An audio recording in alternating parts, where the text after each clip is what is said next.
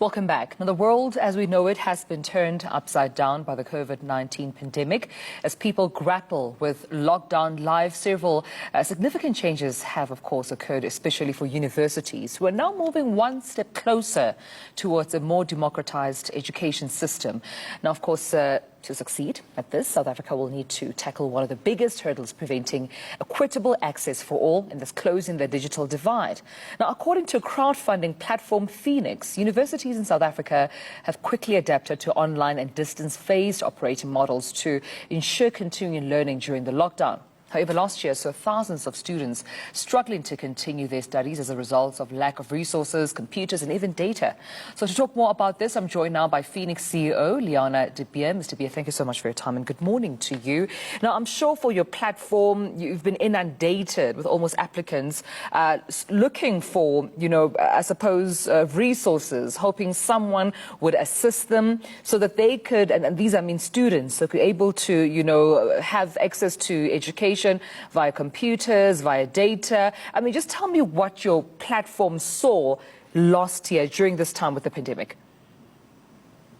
Yeah, we definitely see an increase in the demand and need for everyday things, not just electronics and devices and data, although that was definitely needed by many students because of lockdown, being home and all of a sudden having to access online learning. We also just saw everyday things like food increasing, the need to feed families and students, as well as mental support. 30% of our students has said that they're struggling with mental support and they've lost that peer-to-peer connection from being on campus and close to friends and people that's going through the same thing as they are.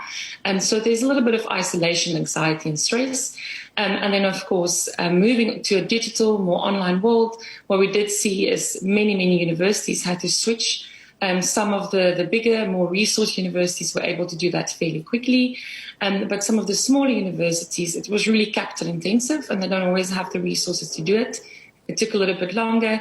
And we really last year jumped into that opportunity and took hands with some universities to try and get some students computers, data, as well as food so that they can continue to learn online, which is, of course, what's expected during these very strange times. Yeah, and just in terms of students specifically, was that target met, just in terms of making sure that all the needs a student needed in terms of resources were met, or did you also see some challenges? Because for a crowdfunding, platform, my understanding is that you, as a platform, give an opportunity to applicants to say what they need, and also an opportunity for those with the means to provide them. So were you able to meet targets? I think there's always more need than money or resources available. I think that's indicative of the environment and the country we live in. We were able to raise about 3.4 million specifically for computers and data, but that helped around 400 students. So we targeted or looked at postgrad or final year students to ensure those closest to graduation didn't fall out at this very critical point, but there's always more need. It's also quite expensive, the cost of education. So we've been able to raise about 40 million last year, which is a very large sum for the economic conditions that we were operating in. But that only helped about 500 students because as the cost of education is increasing every year. So we can do less with the same amount of money every year. But we were able to reach targets we didn't think we were going to be able to reach. We saw a lot of support from corporate South Africa and everyday South Africans. But there's a long way to go in terms of true equitable access for all. All right, Ms. Leana.